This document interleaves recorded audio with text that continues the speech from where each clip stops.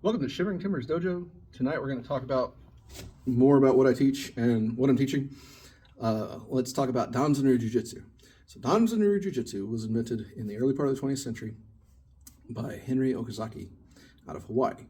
He had taken Japanese Jiu-Jitsu from a sensei in Hawaii. He also then went to Japan. He trained at the Kodokan. He trained judo. At the time, everybody was calling everything jiu-jitsu related judo many times, but he learned Kodokan judo.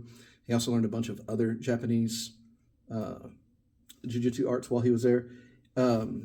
He also had ties to the Chinese community in Hawaii. He incorporated parts of Kung Fu into his system.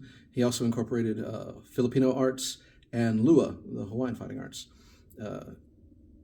Call it all jiu-jitsu at the end of the day. There's no thing in the Danzanryu list that says, oh, this is the Lua, oh, here's the Kung Fu. But if you have practiced Kung Fu, if you've cross-trained in Lua, if you've cross-trained in Filipino arts, if you've cross-trained in any sort of pro, again, you'll see stuff that it looks like a pro wrestling move.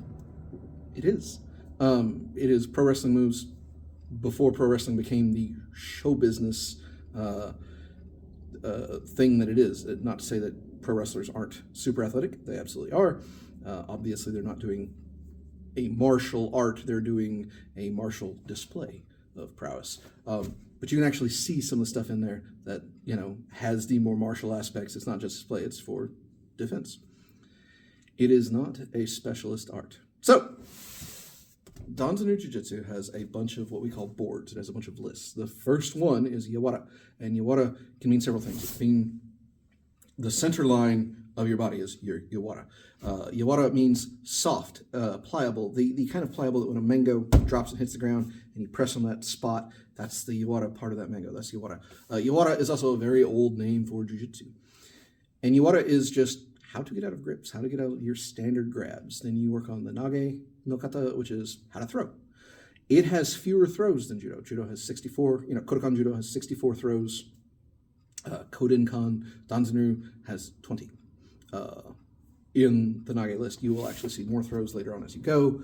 Some get introduced in the black belt list, and they are not necessarily the same version as judo throws. Sometimes when you see a throw that I do in Danzanryu, I'll call it a name, and you're like, if you do judo, you're like, wait, that doesn't look like that throw, and you're right. It has the same name, different throw. Cross-training is good because I've done enough judo to know that I know, like Uki-Otoshi, I know the judo version of Uki-Otoshi. I also know the Danzanryu version of Uki-Otoshi. It is not a specialist art. It has throwing, it has groundwork. And then it gets into combos where it starts moving stuff together. It does not have as much groundwork as, say, Brazilian Jiu-Jitsu, which specializes in it. It does not have the same groundwork that judo does because judo limits itself in a lot of ways, although there is definitely self-defense oriented stuff in the kata in judo. You'll see more of it in Danzanryu. Of course, Danzanryu has fewer throws than judo.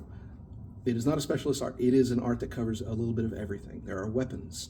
There are focusing your chi, your ki, and I know that sounds silly until you do it and you're like, oh, it's all about focus and muscle control and breath control and body control.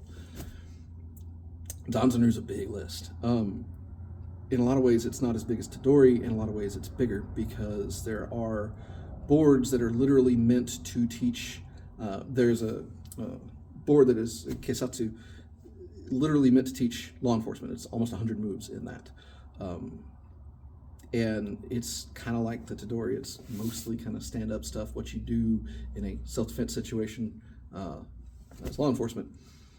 It's not one of the more common lists taught. The more common stuff starts with, the Yawara, the easy getaway, then goes into Nage, which goes into throws, goes into Shime, constrictions, Oku, how to combine stuff, and then you start going into the Shinen no Maki, Shinyo no Maki, the Shingen, the more advanced arts to teach people how to protect themselves using throws that are very similar to judo throws, but have had the sport niceness removed. You see that and you go, oh, that's why we have to be very careful with our ukes when practicing with Danzanryu Jujitsu. I like Danzanryu. It's a lot of fun. Again, it's sort of never ending in some ways, which is always fun to find a system. You just, always something new to learn. But when you see Danzanryu, understand that there are very specific boards and very specific parts of it. And so when you say, oh, that's not like what I learned, well, that's true. It's not. It's going to be a little different. It's going to be a little more limited in some areas, but it's going to show the basics to work on from there. All right, stick around and we'll do the next one.